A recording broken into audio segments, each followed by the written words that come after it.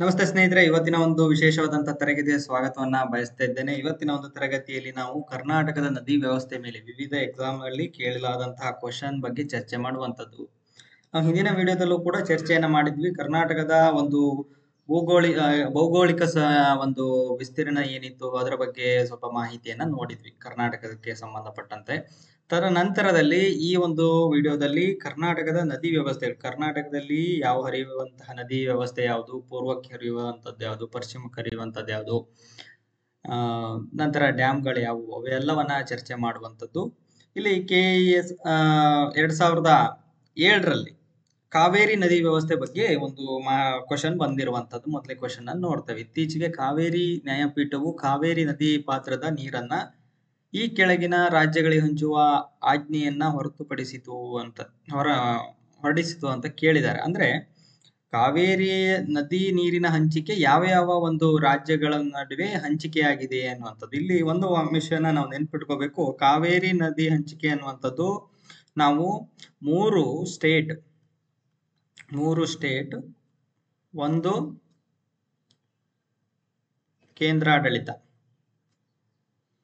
ಕೇಂದ್ರಾಡಳಿತ ನೆನ್ಪಿಟ್ಕೊಂಡಿರಿ. ಇದನ್ನ ಮಾತ್ರ ಎಕ್ಸಾಮ್ ನಲ್ಲಿ ಬಹಳ ಇಂಪಾರ್ಟೆಂಟ್ ಆಗುವಂಥದ್ದು. ಹಾಗಾದ್ರೆ ಇದಕ್ಕೆ ರೈಟ್ ಆನ್ಸರ್ ಅನ್ನುವಂಥದ್ದು ಆಪ್ಷನ್ ಡಿ ಆಗುತ್ತೆ. ಕರ್ನಾಟಕ, ತಮಿಳುನಾಡು, ಕೇರಳ ಮತ್ತು ಪಾಂಡಿಚೇರಿ ಈ ಒಂದು ಸ್ಟೇಟ್ಗಳ ಮೂಲಕವಾಗಿ ನೀರು ಹಂಚಿಕೆ ಆಗಿರುವಂಥದ್ದು. ಹಾಗಾದ್ರೆ ಎಷ್ಟು ಪ್ರಮಾಣದಲ್ಲಿ ನೀರು ಹಂಚಿಕೆ ಆಗಿದೆ ಅನ್ನುವಂಥದ್ದು ನೋಡ್ತಾ ಬರೋಣ. ಇಲ್ಲಿ ಕಾವೇರಿ ನ್ಯಾಯಮಂಡಳಿ ಅನ್ನುವಂಥದ್ದು ಸ್ಥಾಪನೆ ಆಗಿದೆ. ಅಂದ್ರೆ ಯಾವ ಪ್ರಮಾಣದಲ್ಲಿ ಹಂಚಿಕೆ ಆಗಬೇಕು, ಎಷ್ಟು ನೀರು ಬಂದಾಗ ಎಷ್ಟು ನೀರನ್ನ ರಾಜ್ಯಗಳಿಗೆ ಬಿಟ್ಕೊಡ್ಬೇಕು ಅನ್ನುವಂಥದ್ದು ಮಂಡಳಿ ತೀರ್ಮಾನ ಮಾಡುವಂಥದ್ದು. ಆ ತೀರ್ಪಿನ ಪ್ರಕಾರವಾಗಿ ಕಾವೇರಿ ನದಿ ಹಂಚಿಕೆಯಲ್ಲಿ ನದಿಯ ನೀರಿನ ಒಟ್ಟು ಪ್ರಮಾಣವನ್ನ ನೋಡೋದಾದ್ರೆ ನಾವು 740 TMC ನೀರನ್ನ ನೋಡ್ತೇವೆ.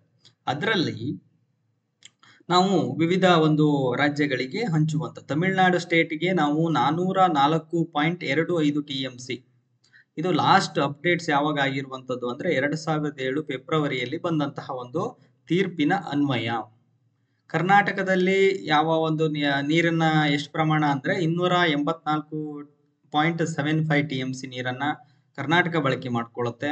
ಹಾಗೆ ಕೇರಳಕ್ಕೆ 30 TMC ನೀರು, ಹಾಗೆ ಪುದುಚೇರಿ ಅಥವಾ ಪಾಂಡಿಚೇರಿ ಅಂತ ಹೇಳಿದ್ವಲ್ಲ ಅದು ನಾವು 7 TMC. ಹಾಗೆ ಉಳಿದಂತಹ ಒಂದು ಪ್ರಮಾಣವನ್ನ ಒಂದು ಪರಿಸರ ಸಂರಕ್ಷಣೆ ಹಾಗೆ ಸಮುದ್ರಕ್ಕೆ ಕೆಲವೊಂದು ಹರಿವು ಬಿಡ್ಬೇಕಾಗತ್ತೆ. ಸಮುದ್ರದಲ್ಲಿ ಇರುವಂತಹ ಒಂದು ಜೀವಿಗಳಿಗೂ ಕೂಡ ಒಂದು ನೀರಿನ ಅವಶ್ಯಕತೆ ಇರೋದ್ರಿಂದ, ಸಿಹಿ ನೀರಿನ ಅವಶ್ಯಕತೆ ಇರೋದ್ರಿಂದ ಅಲ್ಲಿನ ಒಂದು ಜಲಚರ ಜೀವಿಗಳಿಗೂ ಕೂಡ ಅವಶ್ಯಕತೆ ಇರುವಂತದ್ದು.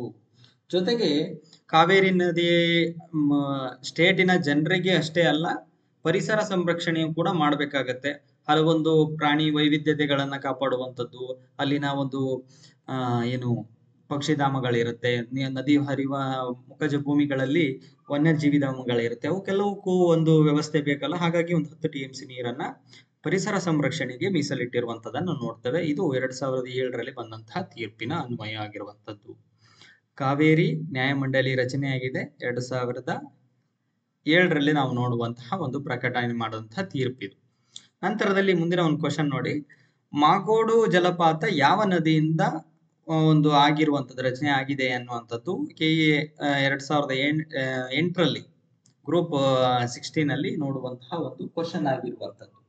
ಅದಕ್ಕೆ ಆಪ್ಷನ್ ಅನ್ನು ನೋಡುವುದಾದ್ರೆ ಶರಾವತಿ, ಕಾಳಿ, ಬೆಡ್ತಿ, ಕಾವೇರಿ ಅನ್ನುವಂಥದ್ದು.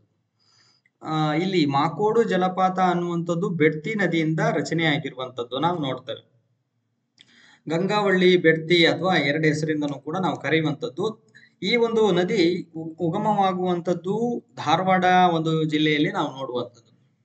ಧಾರವಾಡದಲ್ಲಿ ಸೋಮೇಶ್ವರ ಕುಂಡದಲ್ಲಿ ಶ್ಯಾಮಲಾ ಅನ್ನುವಂಥ ಹೆಸರಿನಿಂದ ಈ ನದಿ ಹರಿದು ಮುಂದೆ ಹರಿತ ಬೆಡ್ತಿ ನದಿಯನ್ನ ಸೇರ್ಕೊಂಡು ಆ ಒಂದು ನದಿಯಿಂದ ಜಲಪಾತ ನಿರ್ಮಾಣವಾಗಿರುವಂತದ್ದು ನೋಡ್ತೇವೆ.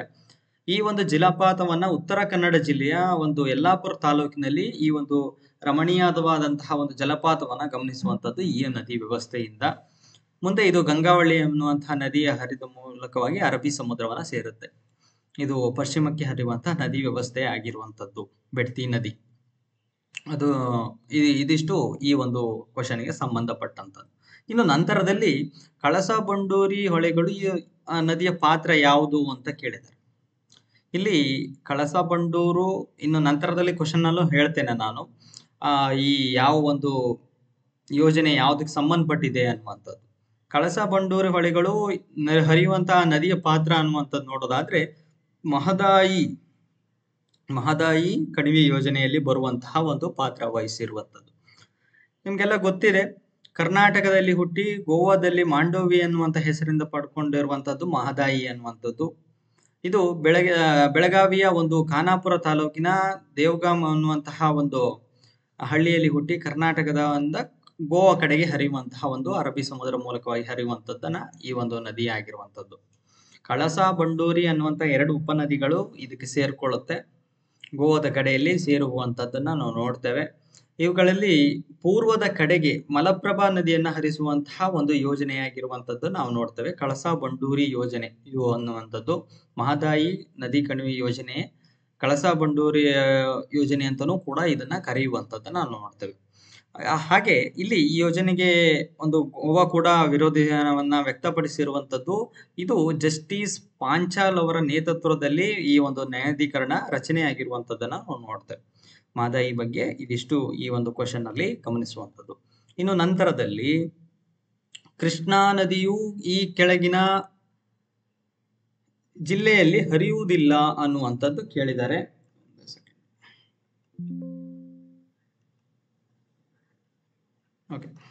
ಹರಿಯುವುದಿಲ್ಲ ಅನ್ನುವಂಥದ್ದು ಕೇಳಿದ್ದಾರೆ. ಯಾವ ಜಿಲ್ಲೆಯಲ್ಲಿ ಕೃಷ್ಣಾ ನದಿ ಹರಿಯುವುದಿಲ್ಲ? ಬೆಳಗಾವಿ, ಬಿಜಾಪುರ ಅಥವಾ ವಿಜಯಪುರ, ಧಾರವಾಡ, ರಾಯಚೂರು. ಯಾವ ಜಿಲ್ಲೆಯಲ್ಲಿ ಹರಿಯುವುದಿಲ್ಲ ಕೃಷ್ಣಾ ನದಿ ಅನ್ನುವಂಥದ್ದು? ಧಾರವಾಡ ಒಂದು ಜಿಲ್ಲೆಯಲ್ಲಿ ಕೃಷ್ಣಾ ನದಿ ಹರಿಯುವುದಿಲ್ಲ. ಧಾರವಾಡದಲ್ಲಿ ನಾನು ಹಿಂದಿನ ಒಂದು ಪ್ರಶ್ನೆಯಲ್ಲಿ ಚರ್ಚೆ ಮಾಡಿದ್ದೇನೆ. ಶ್ಯಾಮಲಾ ಅನ್ನುವಂಥ ನದಿ ಹರಿಯುತ್ತೆ ಅಲ್ಲಿ. ಹಾಗೆ ಕೂಡ ಧಾರವಾಡಕ್ಕೆ ನೀರು ಸಪ್ಲೈ ಆಗುವಂಥದ್ದು ಯಾವ ನದಿಯಿಂದ? ಮಲಪ್ರಭಾ ನದಿಯಿಂದ ನೀರೆಲ್ಲ ಸಪ್ಲೈ ಆಗುವಂಥದ್ದು.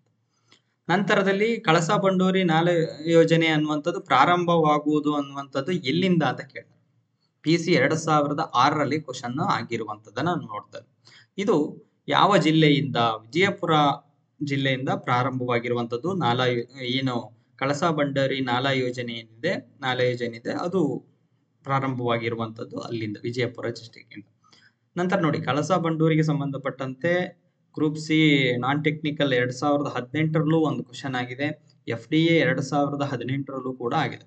ಇತ್ತೀಚೆಗೆ ನಾವು ಗಮನಿಸೋದಾಗೆ ಎತ್ತಿನಹೊಳೆ ಯೋಜನೆ ಏನಿದೆ ಆ ಸಂದರ್ಭದಲ್ಲಿ 2005, 2010ರ ಸಂದರ್ಭದಲ್ಲಿ ಈ ಒಂದು ಕಳಸಾ ಬಂಡೂರಿ ಯೋಜನೆಗಳು ಹೆಚ್ಚು ಪ್ರಚಲಿತ ವಿದ್ಯಮಾನದಲ್ಲಿ ನಾವು ನೋಡ್ತಾ ಬಂದಿರುವಂಥದ್ದು.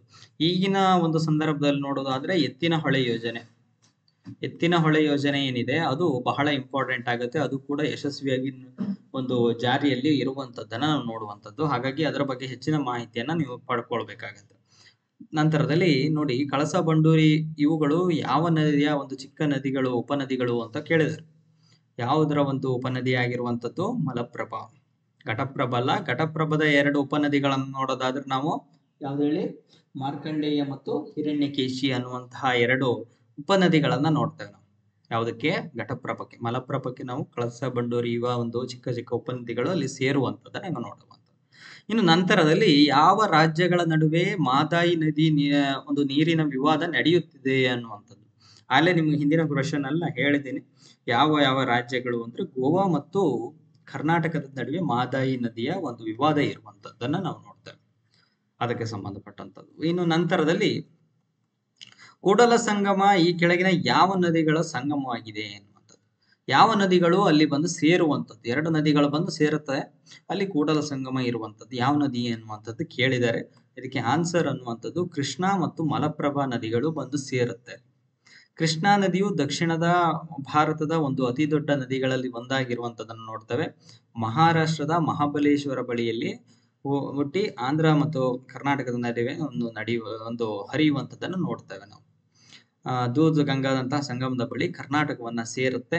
ಇಲ್ಲಿ ನಂತರ ಮಲಪ್ರಭಾ ನದಿಯನ್ನ, ಕೃಷ್ಣಾ ನದಿಯನ್ನ ಅಲ್ಲಿ ಸೇರುವಂಥದ್ದನ್ನ ಒಂದು ಕೂಡಲ ಸಂಗಮದಲ್ಲಿ ನಾವು ಗಮನಿಸುವಂಥದ್ದು. ಇದು ಯಾವುದರಲ್ಲಿ ಕೇಳಿರುವಂಥದ್ದು? PSI 2000ನೇ ಇಸ್ವಿಯಲ್ಲಿ ಕೇಳಿದ್ದಾರೆ ಈ ಕ್ವಶನ್ ಅನ್ನ.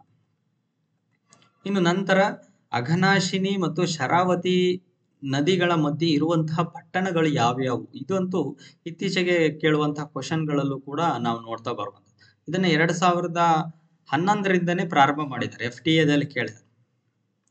FTA ಕೇಳಿದ್ದಾರೆ. ಏನ್ ಹೇಳಿದ್ದಾರೆ ಇಲ್ಲಿ? ಅಘನಾಶಿನಿ ಮತ್ತು ಶರಾವತಿ ನದಿಗಳು. ಶರಾವತಿ ನದಿ ಹುಟ್ಟುವಂಥದ್ದು ನಾವು ನೋಡ್ತೇವೆ ಅಂಬುತೀರ್ಥದಲ್ಲಿ. ತೀರ್ಥಹಳ್ಳಿ ತಾಲೂಕಿನ ಅಂಬುತೀರ್ಥದಲ್ಲಿ ಹುಟ್ಟುವಂಥದ್ದು, ಹಾಗೆ ಹರಿದುಕೊಂಡು ಬರುವಂಥದ್ದು. ಅಘನಾಶಿನಿ ಕೂಡ ಉತ್ತರ ಕನ್ನಡ ಡಿಸ್ಟಿಕ್ ಅಲ್ಲಿ ಹುಟ್ಟುತ್ತೆ. ಅವೆರಡೂ ಕೂಡ ಅರಬ್ಬಿ ಸಮುದ್ರವನ್ನ ಬಂದು ಸೇರುತ್ತೆ. ಇಲ್ಲಿ ಸೇರುವ ಅಂತ ಇದು ಬೇರೆ ಬೇರೆ ಯಾಕೆ ಸೇರುತ್ತೆ? ಈ ಒಂದು ಮಧ್ಯಪ್ರದೇಶದಲ್ಲಿ ಕುಮಟಾ ಮತ್ತು ನಾವ್ ಯಾವ್ದು ನೋಡ್ತೀವಿ, ಹೊನ್ನಾವರ ಪ್ರದೇಶವನ್ನ ಎರಡನ್ನ ನೋಡುವಂಥದ್ದು. ಇಲ್ಲಿ ನಾನು ತೋರಿಸಿದೆ ನಿಮ್ಗೆ. ಇಲ್ಲಿ ಒಂದು ಯಾವುದು ಅಘನಾಶಿನಿ ಬಂದು ಸೇರುವಂಥದ್ದು, ಇದು ಶರಾವತಿ ಬಂದು ಸೇರುವಂಥದ್ದು. ಇವೆರಡರ ಮಧ್ಯೆ ಇಲ್ಲಿ ಸೇರುವಂತಹ ರಚನೆ ಆದಂತಹ ಒಂದು ಪಟ್ಟಣಗಳನ್ನ ನೋಡೋದಾದ್ರೆ ಕುಮಟಾ ಮತ್ತು ಹೊನ್ನಾವರ ನೋಡುವಂಥದ್ದು. ಇವೆರಡು ಸೇರುವಂಥದ್ದು ಅರಬ್ಬಿ ಸಮುದ್ರವನ್ನ ಸೇರುತ್ತೆ. ನಂತರದಲ್ಲಿ ಕೆಲವೊಂದು ಒಂದು ಪಟ್ಟಣಗಳನ್ನು ಕೂಡ ನೋಡ್ತೀವಿ. ಶಿರ್ಸಿ ಬಳಿ ಸಿದ್ದಾಪುರಗಳು, ಕುಮಟಾ, ಹೊನ್ನಾವರ, ಮುರುಡೇಶ್ವರ, ಈ ಒಂದು ಪ್ರಾಂತ್ಯದಲ್ಲಿ ಬರುವಂತಹ ಒಂದು ಪಟ್ಟಣಗಳನ್ನು ಕೂಡ ನಾವು ಈ ಒಂದು ಪ್ರದೇಶದಲ್ಲಿ ಗಮನಿಸುವಂಥದ್ದು. ಇನ್ನು ನಂತರದಲ್ಲಿ ಜೋಗ್ ಫಾಲ್ಸ್ಗೆ ಸಂಬಂಧಪಟ್ಟಂತೆ FDA 2011ರಲ್ಲಿ ಮತ್ತೆ PC 2014ರಲ್ಲಿ ಒಂದು ಕ್ವಶನ್ ಆಗಿದೆ. ಎರಡು ಜಲಪಾತಕ್ಕೆ ಸಂಬಂಧಪಟ್ಟಂತದ್ದು, ಹಾಗಾಗಿ ಒಂದೇ ಸ್ಲೈಡ್ ಅಲ್ಲಿ ಹಾಕಿದ್ದೀನಿ. ಇಲ್ಲಿ ಏಕಸಾಲು ಜಲಪಾತ ಅಂತ ಯಾವ್ದನ್ನ ಕರಿತೀವಿ ಅನ್ನುವಂಥದ್ದು, ಹಾಗೆ ಯಾವ ನದಿಯು ಪ್ರಸಿದ್ಧವಾದಂತಹ ಒಂದು ಜೋಗ್ ಫಾಲ್ಸ್ ಅನ್ನ ನಿರ್ಮಾಣ ಮಾಡಿದೆ ಅಥವಾ ಅಂತ ನೋಡುವಂಥದ್ದು. ಇಲ್ಲಿ ಏಕಸಾಲು ಜಲಪಾತ ಅನ್ನುವಂಥದ್ದು ನೋಡೋದಾದ್ರೆ ಒಂದೇ ಸಾಲಿನಲ್ಲಿ ನೀವು ನೋಡ್ತೀರಾ. ರಾಜ, ರಾಣಿ, ರೋರೋ, ರಾಕೆಟ್ 4 ಹಂತದಲ್ಲಿ ಒಂದು ಬೀಳುವಂತ ನೋಡ್ತೇವೆ ಇದು ಜಲಪಾತದಲ್ಲಿ. ಅದನ್ನ ನಾವು ಜೋಗ್ ಜಲಪಾತದಲ್ಲಿ ಗಮನಿಸುವಂಥದ್ದು. ಜೊತೆಗೆ ಯಾವ ನದಿಯಿಂದ ಜೋಗ್ ಫಾಲ್ಸ್ ನಿರ್ಮಾಣ ಆಗಿದೆ ಅನ್ನುವಂಥದ್ದು ನೋಡೋದಾದ್ರೆ ಶರಾವತಿ ನದಿಯಿಂದ ನಿರ್ಮಾಣ ಆಗಿರುವಂಥದ್ದು. ಗೇರುಸೊಪ್ಪದ ಬಳಿ ಈ ಒಂದು ಜಲಪಾತವನ್ನ ನೋಡ್ತೇವೆ. ಶಿವಮೊಗ್ಗ ಜಿಲ್ಲೆಯ ಒಂದು ಸಾಗರ ತಾಲೂಕಿನಲ್ಲಿ ಈ ಒಂದು ಜೋಗ್ ಫಾಲ್ಸ್ ಅನ್ನ ಗಮನಿಸುವಂಥದ್ದು. ಸುಮಾರು 253 ಮೀಟರ್ನಿಂದ ನೀರು ಧುಮುಕುವಂಥದ್ದನ್ನ ನಾವು ನೋಡುವಂಥದ್ದು. ಇನ್ನು ನಂಜನಗೂಡು ಯಾವ ನದಿಯ ಒಂದು ದಡದಲ್ಲಿದೆ ಅಂತ ಹೇಳಿ STA 2021ರಲ್ಲಿ ಕೇಳಿರುವಂಥದ್ದು. ಈ ಒಂದು STA-ದಲ್ಲಿ 2021ರಲ್ಲಿ ಕೇಳಿದರೆ ಕಪಿಲಾ, ಕಾವೇರಿ, ಹೇಮಾವತಿ, ಹಾರಂಗಿ ಅನ್ನುವಂಥದ್ದು. ನಂಜನಗೂಡು ಕಪಿಲಾ ಅನ್ನುವಂತಹ ಒಂದು ನದಿಯ ದಡಿಯ ಮೇಲೆ ನಾವು ನಂಜನಗೂಡನ್ನ ಕಾಣುವಂಥದ್ದು. ಕಪಿಲಾ ಅಂದ್ರೆ ಕಾವೇರಿ ನದಿಯ ಒಂದು ಉಪನದಿಯಾಗಿ ಕಂಡು ಬರುತ್ತೆ. ಇದು ಕೂಡ ಮನಂತವಾಡಿಪುಳ ಮತ್ತು ಪಾನಾಮ್ರಪುಳ ಅನ್ನುವಂತಹ 2 ಜಲಮೂಲಗಳಿಂದ ಉಗಮವಾಗುವಂಥದ್ದನ್ನ ಕೂಡ ಕೇಳುವಂಥದ್ದು ನಾವು ನೋಡ್ತೇವೆ. ನೂಗು ಮತ್ತು ಗುಂಡ್ಲು ಅನ್ನುವಂತಹ 2 ಉಪನದಿಗಳು ಕಬಿನಿಯನ್ನ ತಿರುಮಲಕೊಂಡಲಲ್ಲಿ ನರಸೀಪುರದಲ್ಲಿ ಕಾವೇರಿ ನದಿಯನ್ನ ಸೇರುವಂಥದ್ದನ್ನು ಕೂಡ ನಾವು ನೋಡ್ತೇವೆ. ಈ ನಾನು ಮತ್ತೊಂದು ವಿಚಾರವನ್ನ ನಿಮ್ಗೆ ಹೇಳಬೇಕು. ಏಕೆಂದ್ರೆ ನದಿ ವ್ಯವಸ್ಥೆಯ ಬಗ್ಗೆ ಸಂಪೂರ್ಣವಾದಂತಹ ತರಗತಿಗಳು ಕೂಡ ಪ್ಲೇ ಲಿಸ್ಟ್ ಅಲ್ಲಿ ಇದೆ. ನೀವು ಒಂದ್ಸರಿ ಅದನ್ನ ಗಮನಿಸ್ಕೊಂಡ್ರೆ ಈ ಒಂದು ಕ್ವಶನ್ ಗಳನ್ನ ನೀವು ಈಸಿಯಾಗಿ ಆನ್ಸರ್ ಅನ್ನ ಮಾಡಬಹುದು. ನದಿ ವ್ಯವಸ್ಥೆ ಇದೆ, ಕರ್ನಾಟಕದಲ್ಲಿ ಹರಿಯುವಂತಹ ನದಿ ವ್ಯವಸ್ಥೆಯ ಬಗ್ಗೆ ಸಂಪೂರ್ಣ ತರಗತಿ ಇದೆ. ಅಂದ್ರೆ ಈ ಕೃಷ್ಣಾ ನದಿ ವ್ಯವಸ್ಥೆ, ಕಾವೇರಿ ನದಿ ವ್ಯವಸ್ಥೆ ಆಗಿರ್ಬೋದು, ಪೂರ್ವಕ್ಕೆ ಹರಿಯುವಂತಹ ಒಂದು ಶರಾವತಿ ಆಗಿರ್ಬೋದು, ಬೇರೆ ಬೇರೆ ಕಾಳಿ ನದಿಗಳಾಗಿರ್ಬೋದು, ಇವೆಲ್ಲ ನದಿ ವ್ಯವಸ್ಥೆಯ ಬಗ್ಗೆ ಯಾವ ಯಾವ ಉಪನದಿಗಳಿದೆ, ಎಲ್ಲೆಲ್ಲಿ ಅಣೆಕಟ್ಟುಗಳಿದೆ, ಎಲ್ಲೆಲ್ಲಿ ಒಂದು ಯಾವ ಇದರಲ್ಲಿ ಒಂದು ಉಗಮವಾಗಿದೆ ಅನ್ನುವಂಥ ಸಂಪೂರ್ಣ ಮಾಹಿತಿ ಅನ್ನುವಂಥದ್ದು ಆ ಒಂದು ವಿಡಿಯೋದಲ್ಲಿ ಸಿಗುತ್ತೆ ನಿಮ್ಗೆ. ಅದರ ಪ್ಲೇ ಲಿಸ್ಟ್ ಅನ್ನುವಂಥದ್ದು ಡಿಸ್ಕ್ರಿಪ್ಷನ್ ಬಾಕ್ಸ್ ನಲ್ಲಿ ತಿಳಿಸಿರ್ತೇನೆ ನಿಮ್ಗೆ. ಅಲ್ಲಿಂದ ನೀವು ಅದರ ಮಾಹಿತಿಯನ್ನ ಸಂಪೂರ್ಣವಾಗಿ ಪಡ್ಕೊಳ್ಬಹುದು ಅನ್ನುವಂಥದ್ದು. ಪ್ರಸಿದ್ಧವಾದಂತಹ ಒಂದು ನಂಜನಗೂಡು ಪ್ರದೇಶ ಕಂಡು ಬರುವಂತದ್ದು ಕಪಿಲಾ ನದಿಯ ದಡದಲ್ಲಿ. ಇನ್ನು ಕರ್ನಾಟಕದ ನಯಾಗರ ಅನ್ನುವಂತಹ ಜಲಪಾತ ಯಾವುದು ಅಂತ ಕೇಳಿದ್ದಾರೆ. 2017ರಲ್ಲಿ PC-ದಲ್ಲಿ ಮತ್ತೆ ಗ್ರೂಪ್ B-ದಲ್ಲಿ ಎರಡರಲ್ಲೂ ಕೇಳಿದ್ದಾರೆ. ಗೋಕಾಕ್ ಫಾಲ್ಸ್ ಅನ್ನ ನಾವು ಕರ್ನಾಟಕದ ನಯಾನಗರ ಫಾಲ್ಸ್ ಅಂತ ಕರಿತೀವಿ. ಗೋಕಾಕ್ ಜಲಪಾತವು ಕರ್ನಾಟಕದ ಬೆಳಗಾವಿ ಜಿಲ್ಲೆಯ ಘಟಪ್ರಭಾ ನದಿಯಿಂದ ಆಗಿರುವಂತದ್ದು. ಬಹಳ ಇಂಪಾರ್ಟೆಂಟ್ ಆಗತ್ತೆ. ಘಟಪ್ರಭಾ ನದಿ ಮರಳುಗಲ್ಲಿನ ಬಂಡೆಯ ಮೇಲೆ ಸುಮಾರು 52 ಮೀಟರ್ಗಳ ಎತ್ತರದಿಂದ ಬೀಳುವಂತದ್ದನ್ನ ನಾವು ನೋಡ್ತೇವೆ. ಇದನ್ನ ನಯಾಗರ ಜಲಪಾತ ಅನ್ನುವಂತಹ ಒಂದು ಕರೆಯುವಂಥದ್ದು. ಜೊತೆಗೆ ಜಲಪಾತವು ಕುದುರೆ ಶೂ ಆಕಾರದಲ್ಲಿದೆ. ಕುದುರೆ ಲಾಳ ಅಂತ ಕರಿತೇವಲ್ಲ, ಆ ರೀತಿಯಾದಂತಹ ಒಂದು ರಚನೆಯಿಂದ ಜಲಪಾತ ಬೀಳುವಂಥದ್ದನ್ನ ನಾವು ನೋಡ್ತೇವೆ. ಅದು ಕೂಡ ಇಂಪಾರ್ಟೆಂಟ್ ಆಗುತ್ತೆ. ನಾಳೆ ಕ್ವಶನ್ ಆಗ್ಬಹುದು, ಕರ್ನಾಟಕದ ಕುದುರೆ ಶೂ ಆಕಾರದಲ್ಲಿ ಇರುವಂತಹ ಒಂದು ಜಲಪಾತ ಯಾವುದು ಅಂತ ಕೇಳಬಹುದು. ಇನ್ನು ಹೊಂದಿಸಿ ಬರೆಯಿರಿ ಬಂದಿರುವಂತದ್ದನ್ನ ನಾವು ನೋಡ್ತೇವೆ. ಇಲ್ಲಿ ಕಾಲುವೆ ವ್ಯವಸ್ಥೆ ಅನ್ನುವಂಥದ್ದು ಪಟ್ಟಿ 1ರಲ್ಲಿ, ಹಾಗೆ ನೀರಾವರಿ ಆಗುವಂತಹ ಒಂದು ಪ್ರದೇಶದ ಜಿಲ್ಲೆ ಯಾವುದು ಅನ್ನುವಂಥದ್ದು ಪಟ್ಟಿ 2ರಲ್ಲಿ ಗಮನಿಸುವಂಥದ್ದು.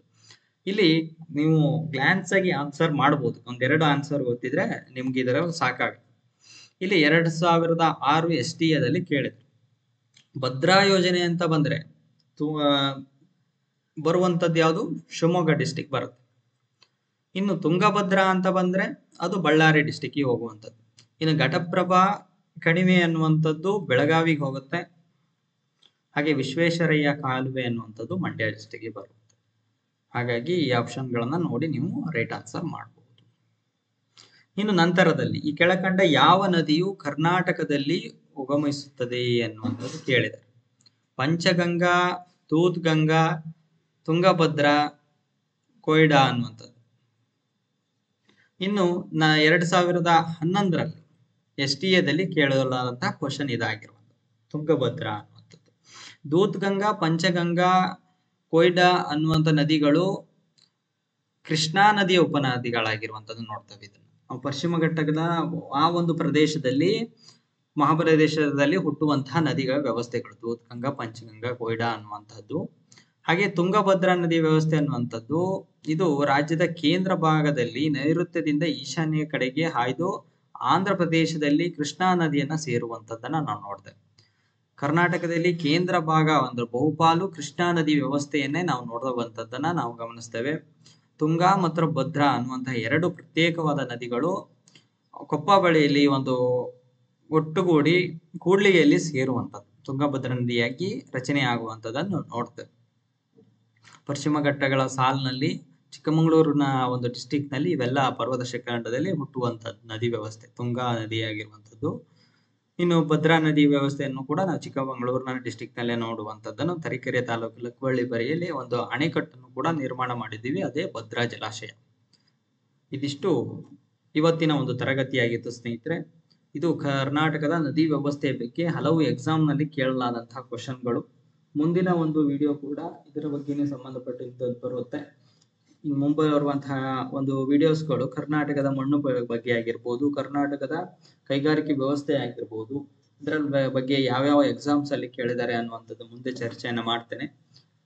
ಈ ಮಾಹಿತಿ ಏನಾದರೂ ಇಷ್ಟ ಆಗಿದ್ರೆ ಲೈಕ್ ಮಾಡಿ, ಶೇರ್ ಮಾಡಿ, ಸಬ್ಸ್ಕ್ರೈಬ್ ಮಾಡಿ ಅಂತ ಹೇಳ್ತಾ thank you one and all. ಜೊತೆಗೆ ನಾನು ಡಿಸ್ಕ್ರಿಪ್ಷನ್ ಹಾಕಿರುವಂತಹ ಪ್ಲೇ ಲಿಸ್ಟ್ ಅನ್ನು ಒಂದ್ಸರಿ ಗಮನಿಸಿದ್ರೆ ಕರ್ನಾಟಕದ ಸಂಪೂರ್ಣ ಮಾಹಿತಿ, ನದಿ ವ್ಯವಸ್ಥೆಯ ಸಂಪೂರ್ಣ ಮಾಹಿತಿ ಅನ್ನುವಂಥದ್ದು ನಿಮ್ಗೆ ದೊರಕುತ್ತೆ. ಕ್ಲಾಸ್ ನೋಡಿದ್ದಕ್ಕೆ ಧನ್ಯವಾದ. ನಮಸ್ಕಾರ.